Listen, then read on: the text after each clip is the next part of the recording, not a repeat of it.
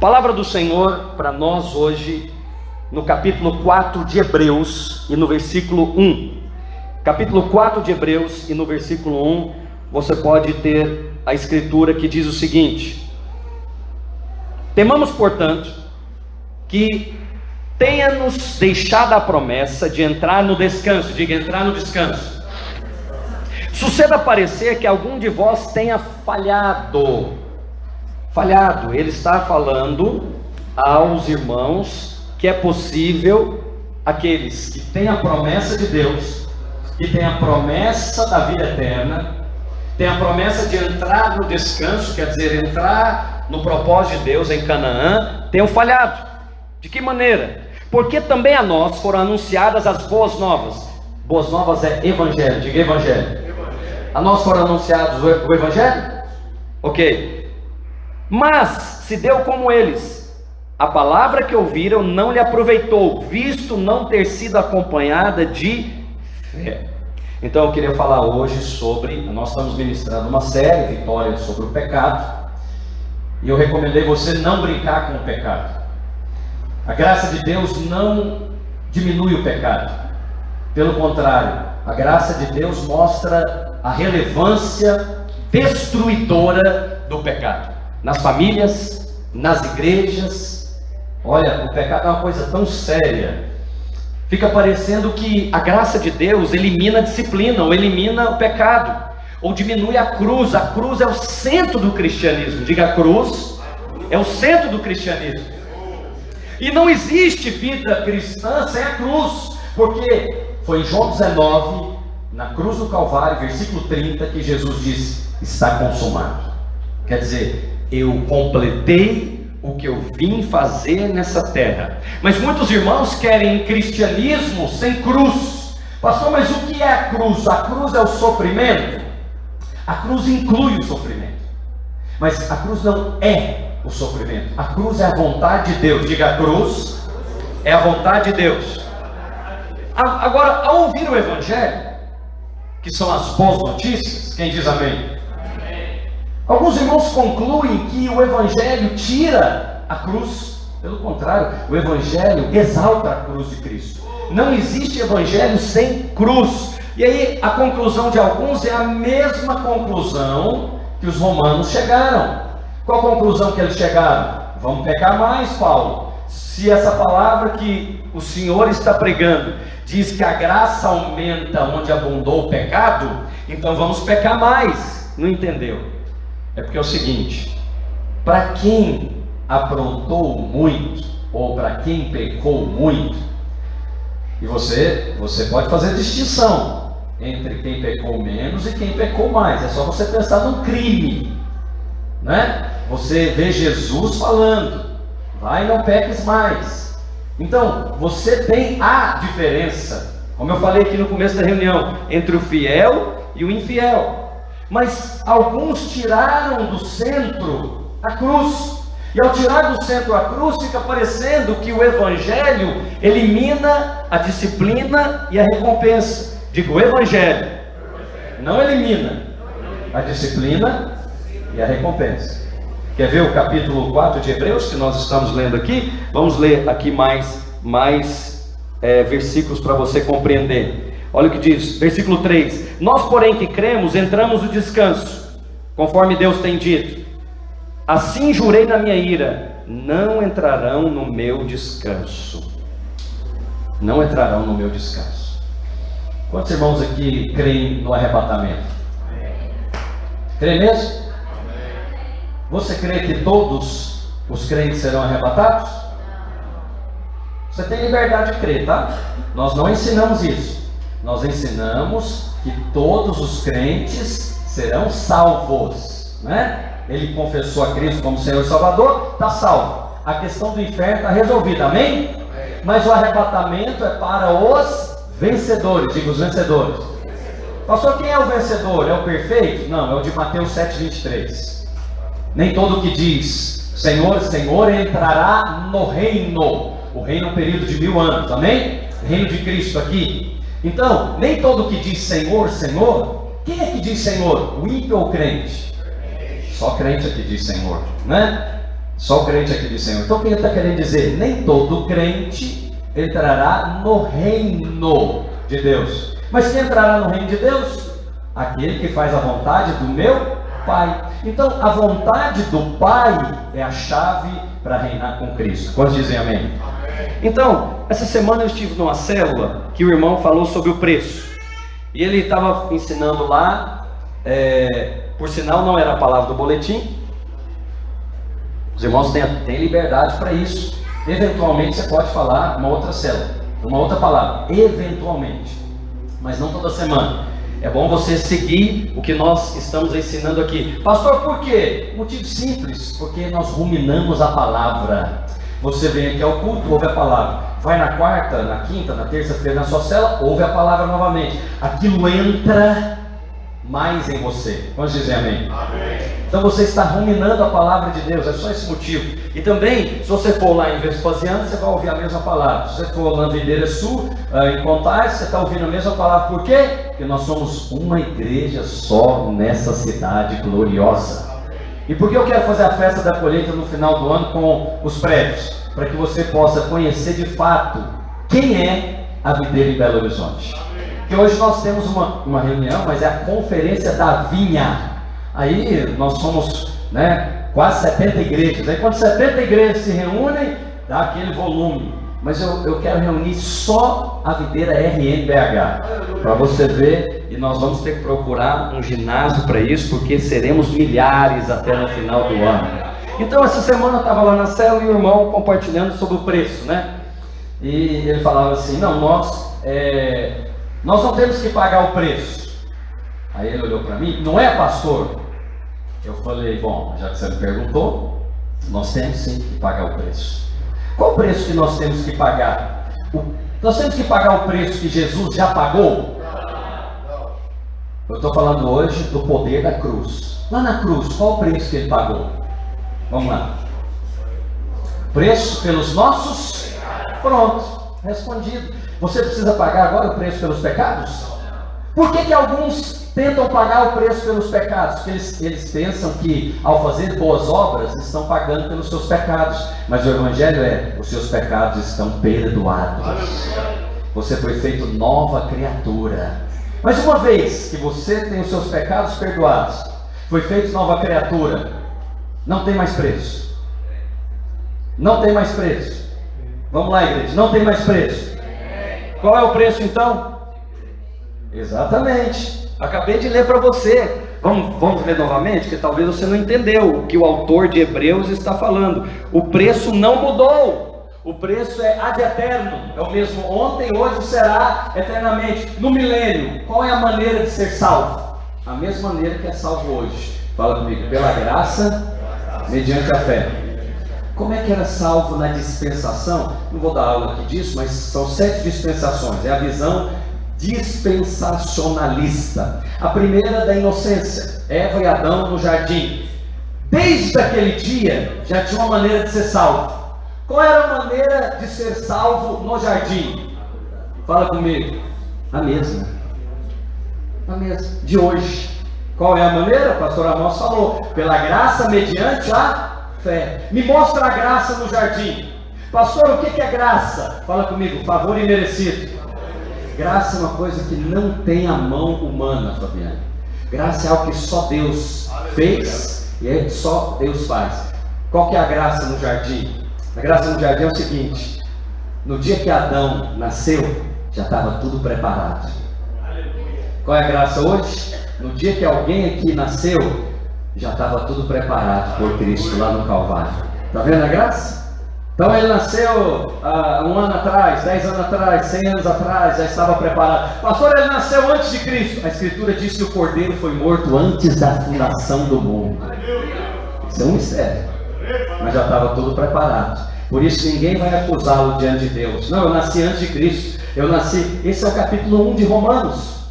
Então, qual é a graça lá no jardim? Fala, árvore da vida. Quem plantou a árvore da vida? Adão? Então, se Adão não plantou a árvore da vida é graça. É uma pessoa, o próprio Cristo. Então, como que era a maneira de ser salvo no jardim? Fala comigo. Pela graça, mediante a fé. E o apóstolo Paulo diz que a fé vem pelo e ouvir o quê? Por isso que eu estou te chamando para fazer o cursão, o CPL, o seminário. Porque eu não quero que ninguém dessa igreja, nem das nossas igrejas, fique aqui quando o arrebatamento vier. Aleluia. E eu preciso te falar constantemente sobre isso, porque Ele está próximo. Ele está às portas. Nós sempre ministramos a visão dos vencedores e vamos ministrar novamente. Todo ano ministramos e eu quero que você espalhe essa visão e fale. Vale a pena ser fiel. Vale a pena ser fiel. O fiel será arrebatado. Fala para o irmão que está do seu lado. O fiel será arrebatado. Pastor, como que Adão creu? Como que Eva creu? Do mesmo jeito que você crê hoje. Vamos para a Bíblia, Colossenses capítulo 2. Vamos para Efésios 2:8 primeiro. Alguém lê Efésios 2:8 para mim? Vamos lá, rapidamente. Pela graça sois salvos, mediante a fé. Isto não vem de vós, é dom de Deus, não por obras, para que ninguém se glorie. Por quê? Porque se você crê que é pelas obras que é salvo, você vai gloriar-se nas suas obras. E você vai falar, eu fui salvo porque fiz aquilo, eu fui arrebatado porque fiz aquilo outro. Quem faz a obra recebe a glória. Quem fez a obra? Fala comigo, Cristo. Por isso você não precisa pagar mais o preço que Ele pagou. Já está pago. Por isso não tem mais sacrifício de animais, porque o verdadeiro Cordeiro de Deus foi sacrificado. João Batista disse a respeito de Jesus: eis o Cordeiro de Deus que encobre o pecado do mundo. Eis o Cordeiro de Deus que faz o quê? Fala comigo, tira, remove. E uma das cláusulas da nova aliança, a mais importante delas é: dos teus pecados não me lembrarei mais. Então, precisa pagar esse preço? Esse preço já está? Mas qual o preço você tem que pagar? Vou falar para você, todos os dias você precisa crer. Aleluia. Todos os dias você precisa crer. Para trabalhar você precisa crer. Para relacionar com o marido precisa crer. Para criar os filhos precisa crer. Não deixe de pagar esse preço, é o preço da fé. Porque sem fé é impossível agradar a Deus. É só esse preço, não tem outro preço.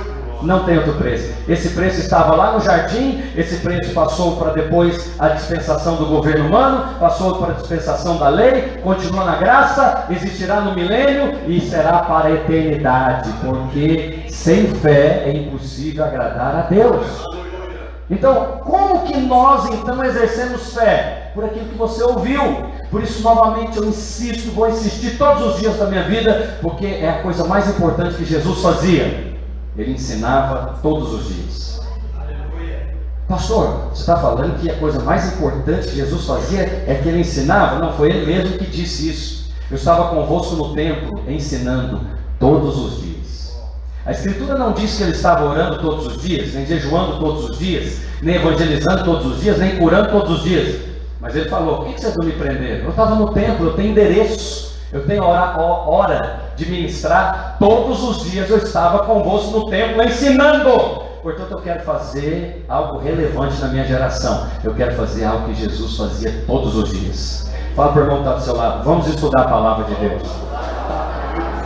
Então, nós não precisamos pagar o preço que Cristo pagou. Cristo pagou o preço pelos nossos pecados. Então, nós devemos pagar o preço que o autor de Hebreus está nos exortando. Temamos. E olha que no Novo Testamento essa palavra não ocorre com frequência. Temamos, receiamos que, embora vocês todos tenham recebido a promessa do Evangelho, não entrem no descanso, porque visto que a palavra que eles ouvem no domingo de manhã, visto que a palavra que ouvem na célula, visto que a palavra que ouvem na rádio não é acompanhada de, está em Hebreus, de fé. Está vendo que é um ingrediente espiritual? Sem fé é impossível agradar a Deus. E o apóstolo Paulo chega a dizer que tudo que é feito sem fé é... Meu Deus, que coisa forte. Então, você vai criar os seus filhos, precisa de fé. Você vai estudar, precisa de fé. Vai devolver o seu dízimo, precisa de fé. Porque sem fé é impossível agradar a Deus. Pastor, mas me explica mais sobre a cruz. Pegue por favor Romanos capítulo 5 e versículo 10. Vamos falar sobre a obra da cruz. Lá na cruz aconteceram muitas coisas, não dá para falar de tudo, porque a cruz é maravilhosa, a cruz é a obra de Cristo. Não existe o evangelho sem cruz, portanto não existe evangelho sem essas duas coisas, disciplina e recompensa. Bem-aventurado o filho a quem o pai disciplina, porque coloca limites, porque ensina, porque instrui. Oh, aleluia! Não desmaies, diz a Escritura, quando por ele for repreendido.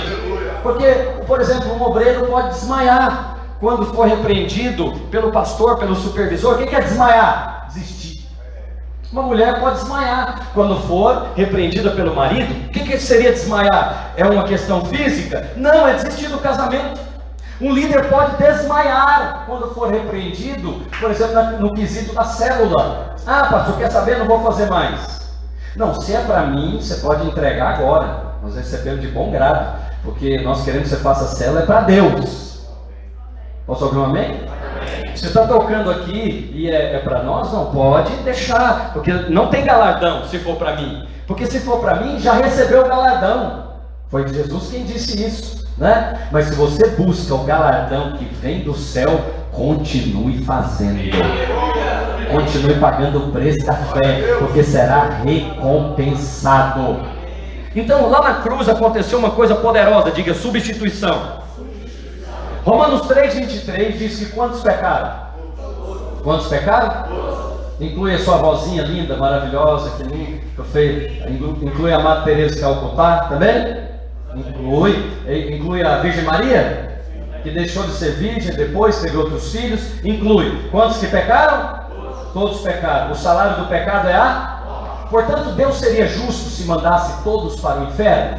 Resposta: sim, justo. Ele avisou antes: se comer vai morrer, se morrer vai morrer espiritualmente, e o salário do pecado é a morte. Portanto, a alma que pecar, disse o profeta Ezequiel, essa morrerá, certamente morrerá. Deus não pode negar a sua justiça, porque o universo se desfaz, porque o universo é baseado na justiça de Deus, na palavra que Ele disse. Agora, isso aqui é uma coisa que eu acho maravilhosa, eu amo dar essa aula, é plano de redenção. Não é essa não, mas lá nós falamos isso. Agora temos um dilema, Tiago. Ele ama o homem, mas ele disse: se comer vai morrer. Ele tem que cumprir a sentença, porque senão ele fica como mentiroso. Satanás aparece na cena, lá no jardim, e ele iludiu Eva, diz a Escritura. Semana a Débora Cascão leu esse texto, ela está fazendo o devocional, ela chegou na parte, mais feminina lá da Bíblia, que o apóstolo Paulo proíbe as mulheres de falarem. Aí ela ficou assim, revoltada com o apóstolo Paulo. Meu Deus, como é que pode isso? Revoltar, proíbo que fale e tarará. Eu falei, pois é, essa mente deste século. Mas eu estava ensinando para ela, não é que proíbe a mulher falar, é de determinar doutrina, é de exercer o papel que é o papel do governo, porque tem que conhecer toda a Escritura, porque uma peça do quebra-cabeça, lembra lá que você montou? Conecta com a outra. Então, o que ele está falando isso? É porque doutrina na casa de Deus é definido pelos anciãos da igreja. Então é definido pelo homem. 1 Coríntios 11:3. Deus é o cabeça de Cristo, Cristo é o cabeça do homem, e o homem é o cabeça da mulher. Inverte esse papel numa casa e me conta como que ela é. Confusão, contenda, problema. Pastor, mas a minha é desse jeito. Tenha paciência que Deus está trabalhando. Tenha paciência que Ele está escrevendo a história. Pastor, uma irmã certa vez me disse: pastor, se eu não encabeçar, fica sem cabeça. Eu falei, verdade, eu compreendo. Por isso você tem que exercer fé. E graça é para quem não merece. Seu marido não merece, mas você vai exercer fé. Porque assim as santas mulheres de Deus herdaram superior promessa. Porque elas creram na palavra de Deus. Elas não olharam para o marido e falaram: você não sabe administrar nada mesmo, você é incompetente. E pode ser até verdade, mas elas, o que elas fazem? Elas exercem fé. E elas procuram uma liderança madura e pedem ajuda. Pastor, ajuda meu marido, fulano. Por isso nós somos uma igreja em célula. Diga glória a Deus. Voltamos então aqui para a obra da cruz. Deus então tem que cumprir a sentença. A sentença é morte. Diga morte. O salário do pecado é a morte. Então o homem tem que morrer. Diga, o homem tem que morrer. Agora tem um dilema universal, um dilema divino. Deus ama o homem e Ele quer salvá-lo, mas Ele não pode negar a sua justiça. Ele precisa então ter uma maneira de salvar o homem sem negar a sua justiça. Aí o cosmos inteiro, Satanás, os anjos, os demônios ficam esperando. Agora o que vai acontecer? Satanás já canta vitória, porque ele derrotou Adão, imagem e semelhança de Deus. Adão pecou e agora ele vai ter que morrer, e Adão é expulso do jardim. Fala comigo, disciplina. Disciplina lá no jardim, disciplina no arrebatamento. O crente infiel vai ser expulso desse grande jardim de Deus, que é não passar pela grande tribulação. Você já leu o livro de Apocalipse? Você deveria ler, porque no capítulo 1 e no versículo 3 tem uma bênção para aqueles que leem, para aqueles que ouvem e para aqueles que guardam. Por isso o livro de Apocalipse é tão negligenciado. Você nunca viu uma pregação de Apocalipse? Nas igrejas não prega Apocalipse, porque eles julgam, pastor Alex, que o povo de Deus não compreende Apocalipse. Ora, por que o Espírito Santo colocou na Bíblia então? Mentira! É Satanás que impede a verdade do livro chamado Revelação para fluir para as igrejas, porque ele quer que o povo de Deus fique aqui. Mas quanto a nós vamos pregar todo o Evangelho de Deus. Você quer ler capítulo 1, versículo 3? Bem-aventurados aqueles que leem, aqueles que ouvem e aqueles que guardam a palavra desse livro. Bem-aventurado é abençoado. Por quê? Ele já fala, porque o dia está próximo. E aí quando aquele dia chegar, não vai pegar você como um ladrão. Não, você já vai estar preparado. A casa está preparada. Você está vigiando e orando. Então, quando vier o arrebatamento, você será arrebatado. Você e toda a sua casa. Diga glória a Deus.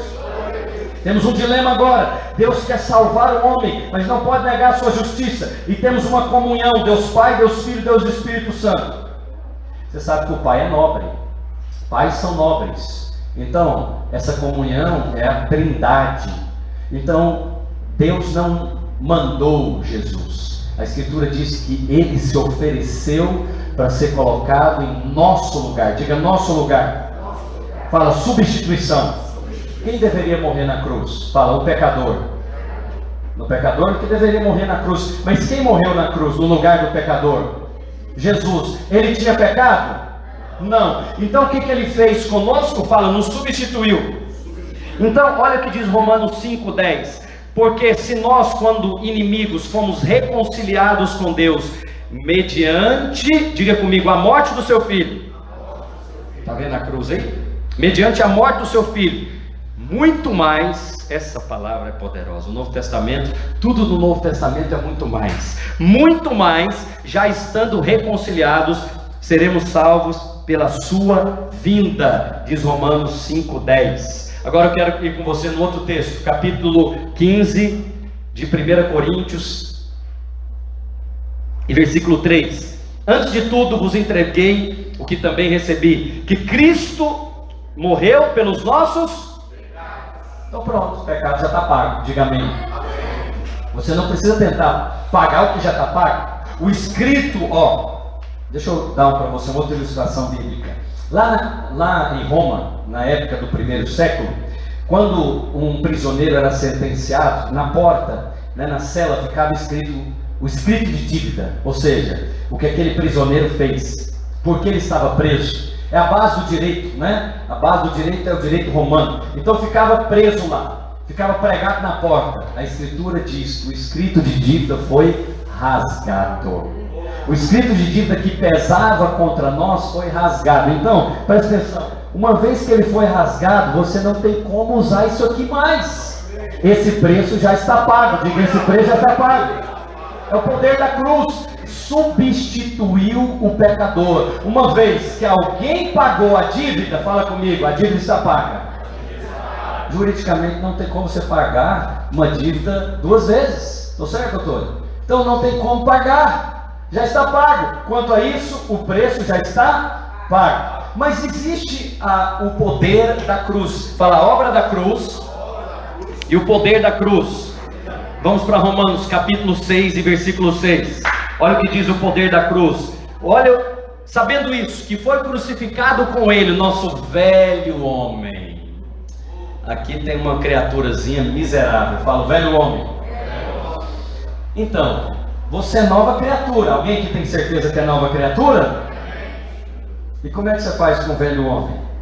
Agora você tem que exercer fé, porque o velho homem, constantemente ele quer controlar, constantemente ele quer se levantar, sabendo isso, que foi crucificado com ele o nosso velho homem, para que o corpo do pecado seja destruído, e não sirvamos o pecado como escravo. Antes você tinha essa opção? Não, antes você era escravo do pecado, mas uma vez que Cristo veio, rasgou o escrito de dívida, você está livre de servir o pecado como escravo.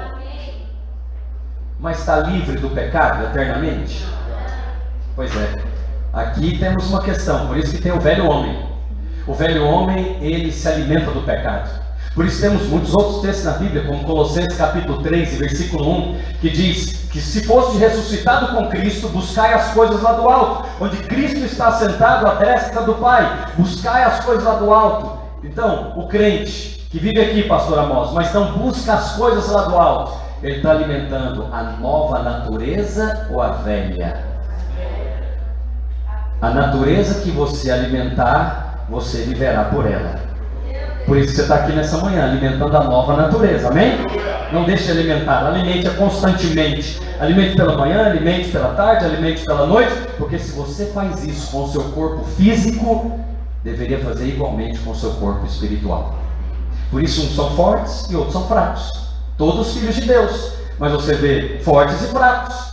Por isso o apóstolo Paulo diz que você deve ser paciente com os fracos na fé e suportar os débeis na fé. O que são os débeis na fé? Os filhinhos que não alimentam a fé, não alimentam-se da palavra. E todo aquele que não é alimentado na palavra da justiça é inconstante. Uma semana ele vai no culto, falta 3. Vai na célula uma vez, falta 2. Ele vem, mas não persevera. Por quê? Porque ele não se alimenta da verdade. As suas raízes não vão se aprofundando. Alguém está comigo nessa manhã? Diga a obra da cruz e diga o poder da cruz. Então vem cá para nós terminarmos. Qual é o poder da cruz? Todas as vezes que você toma a cruz, o velho homem morre de novo. Todas as vezes que você vai até a cruz e recebe a cruz de Cristo, e lembra da cruz? Pai, não seja feita a minha vontade, mas a vontade do Senhor. Vou te contar um segredo de vitória espiritual. O vencedor é o que toma a cruz primeiro. Toma a cruz primeiro, irmão. Seja rápido a tomar a cruz. É uma palavrinha excelente para você exercitar, né? Minha esposa ama essa palavra. Repete comigo: me perdoe, eu errei. Mulheres amam essa palavra. E se eu fosse você, eu praticava rápido, primeiro do que ela, porque quem pratica recebe galardão. Provavelmente ela vai falar com você: você está brincando comigo. Não, fala na presença do Senhor. Me perdoe, eu errei. Estou entrando aqui lá dentro da sua casa, né? Mas na igreja não é diferente. Irmãos são tardios em pedir perdão. Geralmente não se ouve na boca dos crentes a palavra, nem desculpa. Perdão é superior a desculpa. Desculpa um ímpio pode falar. Perdão é coisa de crente. Quando você vê alguém lá na empresa falando perdão, me perdoe, você já pode identificar, isso aí é coisa de crente. Porque ímpios não têm a natureza do perdão. Ímpios no máximo são educados, e pessoas educadas pedem desculpas, mas vencedores praticam o perdão. Porque foi essa palavra que Jesus falou na cruz. As 7 últimas palavras de Jesus: Pai, perdoa-lhes, porque não sabem o que fazem. Nas 7 últimas palavras do Salvador, perdão estava incluído. Então, essa é a cruz de Cristo. Então, quando você tem uma contenda, o que eu e você deveríamos fazer? Cruz. Quando você não vai até a cruz, digo, o poder da cruz é eliminado. A cruz continua disponível para você. É como alguém que está com sede, a água está disponível para ele, mas ele não bebe, porque ele diz: não vou beber dessa água, eu tenho razão, eu que estou certo no caso. Resolva por qual árvore você vai viver.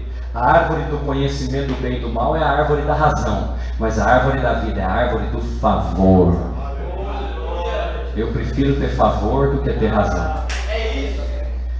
Porque quem escolheu a razão lá no jardim comeu da árvore errada. Mas nós vamos comer da árvore certa, que é a cruz de Cristo. Diga, a obra da cruz e o poder da cruz. A obra da cruz pagou o preço pelo seu pecado. Está consumado, tetelestai, já acabou, não precisa pagar de novo. Mas tem o poder da cruz. O poder da cruz é negar-se a si mesmo diariamente. Lucas capítulo 14, versículo 26. O discípulo que não tomar a sua cruz e não negar a si mesmo não é digno de mim. Quem disse foi Jesus. E ele pregou um outro sermão lá em João capítulo 6, a partir do versículo 60, e ele falou: quem não comer da minha carne e não beber do meu sangue não tem parte em mim, nem no meu ministério. À vista dessa pregação, muitos o deixaram. Ele vira para os demais e diz: e vós também não quereis ir? Quer dizer, toma a sua cruz, rapaz, eu estou aqui ensinando você. Não, mas esse discurso é duro, quem pode suportar? A quem o Pai deu, quem o Pai deu pode suportar. Quem o Pai não deu, ele não vai suportar. Ou aquele que não quer ser exercitado na palavra da justiça, ele prefere ficar com o velho homem.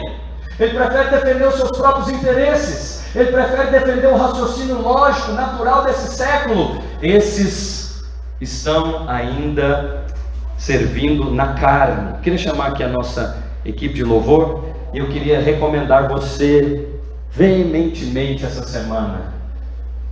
Tem uma experiência com a cruz de Cristo. Tem uma experiência com a cruz de Cristo. O vencedor é aquele que toma a cruz. O vencedor é aquele que recebe do Evangelho. E o Evangelho vai exercitar você na cruz. Na oração do Pai Nosso, tem uma coisa relacionada a dinheiro. Porque sempre tem mais de 2.000 versículos na Bíblia sobre dinheiro. E metade disso sobre salvação. Porque na verdade o dinheiro impede muitas pessoas de serem salvas. E na oração do Pai Nosso, Jesus disse: Pai, perdoa os meus devedores, perdoa as nossas dívidas, assim como eu tenho perdoado os meus devedores. Você sabe uma coisa que exercita muita cruz? É quando você tem que perdoar dívidas, ofensas. Quando você deixa de lado, o seu próprio sentimento, ou até uma questão financeira, e fala: vou perdoar.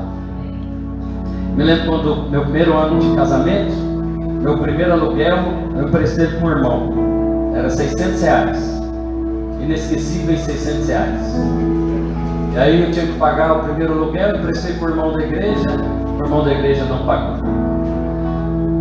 E aí, isso lá na década de tarará. E aí eu falei, ele tem que pagar e cobrei uma vez, 2 vezes, 3 vezes. É justo cobrar, né? Não tem nada de errado nisso. Mas ímpios também fazem isso.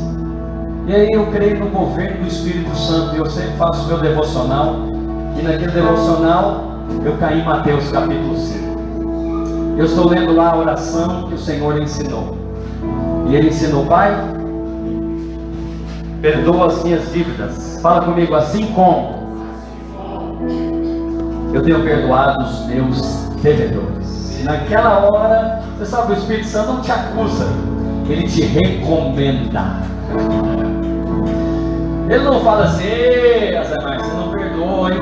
Essa voz não é a voz de Deus. Ele faz uma recomendação. E geralmente a recomendação dele sempre vem embasada nas Escrituras. E aí eu li aquilo ali, você já sabe, né?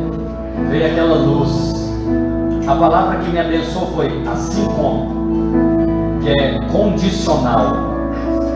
Você recebe assim como tem praticado. Você, Gálatas 6,6, você colhe aquilo que plantou. Eu quero ser cada vez mais perdoado. Quantos querem ser cada vez mais perdoado? Eu quero ser cada vez mais perdoado pelos irmãos. Eu quero ser cada vez mais perdoado pela minha esposa, pelos meus filhos. Eu sei que eu vou precisar. Eu quero ser cada vez mais perdoado pelos meus pastores. Eu quero ter crédito de perdão. Então eu preciso ser exercitado nele. Você está comigo?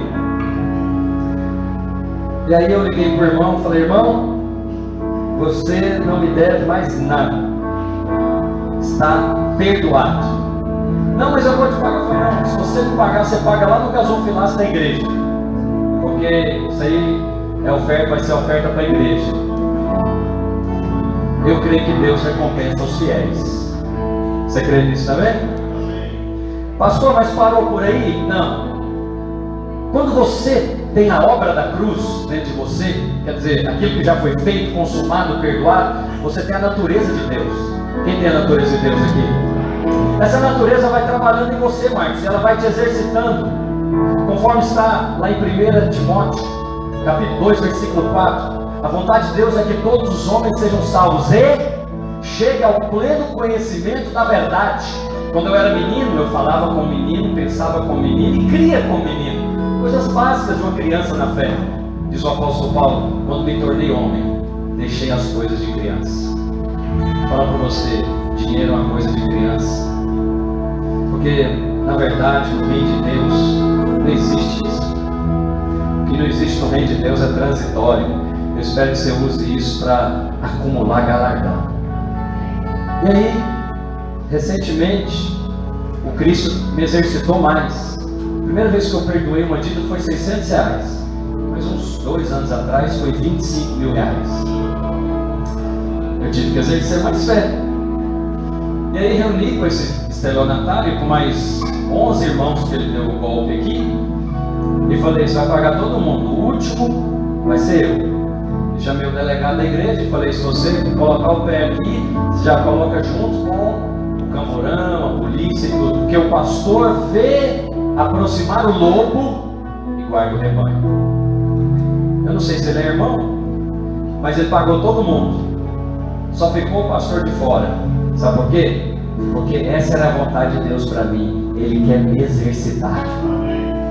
Eu espero perdoar outras maiores, quem sabe a próxima de 5 mil. Diga aleluia. Porque eu vou te falar, se alguém tem capacidade de perdoar uma de 100 mil, é porque ele tem. Melhor coisa é dar do que receber. Não é verdade? Pastor, mas eu não quero essa vontade de Deus para mim, não.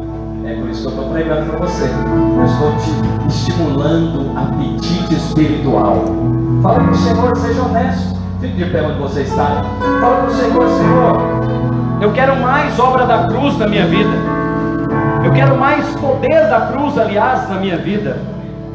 Ministra mais. Fala com o Espírito Santo enquanto nós cantamos um cântico. Fala com ele, suave, gentil, mas fala com todo o seu coração.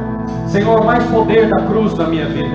Eu quero tomar a cruz em mais áreas para vencer o pecado, vencer o vício, vencer os maus hábitos. Continua operando em mim, Espírito Santo, em nome de Jesus. Teu sangue leva-me além, todas as alturas, ouço a tua fala de tua justiça pela minha vida. Jesus do céu, Deus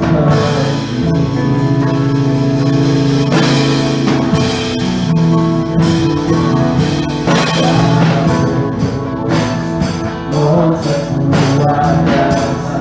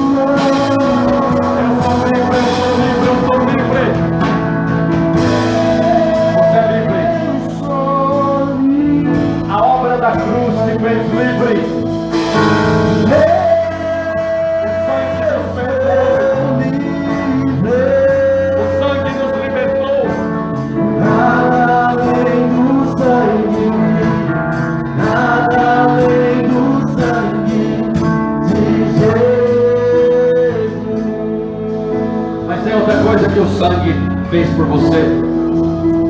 Por isso que nós ceiamos constantemente. E não tem limites para você ceiar. Se você quiser ceiar todos os dias, ceie. Você na sua casa, com a sua família, você sentir pelo Espírito que deve ceiar, ceie, porque você renova a comunhão com Cristo Jesus. Esse sangue continua operando, porque ele fala coisas superiores. Sabe o que ele está falando sobre você, sobre mim? Você está aprovado. O velho homem foi crucificado para você não servir mais. Pastor, mas eu estou vendo ele se levantar. A ira levantou. Eu estou irado novamente. Eu briguei em casa pela fé. Pela graça mediante a fé, você vai falar: eu não sou esse homem, eu sou uma nova criatura. As coisas velhas já passaram, o mau humor já passou, a impaciência já passou, e tudo se fez novo. Esse é o poder da cruz. Você crê que a cruz continua operando? Se ela parasse de operar, o pecador não era salvo. Continua operando, mas não é só na vida do pecador, não. Porque quando o pecador recebe a obra da cruz, ele está perdoado, livre do inferno. Mas enquanto a nós, o poder da cruz continua operando. Uma foi a substituição, mas agora foi a inclusão. Eu estou em Cristo. Eu estou, é como fazer isso aqui, ó. Eu estou dentro de Cristo. É como fazer isso aqui, eu estou dentro de Cristo. Então eu estou amalgamado com Ele, saturado com Ele. Aquilo que não é da nova natureza vai sendo expurgado. É o expurgo, vai saindo. Pastor, como que vai saindo? Alimentando o seu espírito, alimentando o seu espírito, alimentando o seu espírito. E aí a mente vai sendo transformada. Por isso, mais uma vez eu insisto com você: vem para a palavra, vem se colocar à luz da palavra. Vem para uma célula, vai para uma congregação, participa de um discipulado. Tudo isso é lavando você pela água regeneradora da palavra. Vamos cantar mais uma vez para nós encerrarmos aqui junto com a videira em Vespasiano. E aí, quando você encerrar, dê um abraço poderoso no irmão e fala para ele: o poder da cruz está operando na sua vida. Aleluia! Aleluia! Vamos ministrar o Todo-Poderoso. Ei, nos pegamos e nos traz salvação. Nada além do sangue, nada além do sangue de Deus.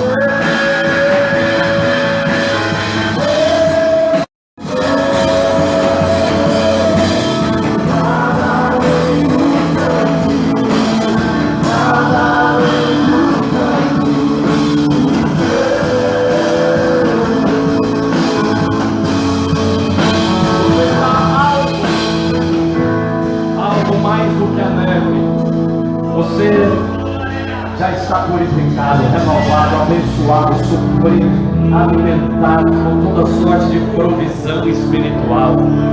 Que a semana você tenha uma experiência poderosa com a obra e o poder da cruz. O poder da cruz opere tremendamente na minha vida e na sua vida. para te levar a níveis maiores do Senhor. Não vai embora sem antes cumprimentar, mas aquele abraço cheio do Espírito Santo, do irmão, da irmã, favor de Deus te seja multiplicado, em nome de Jesus.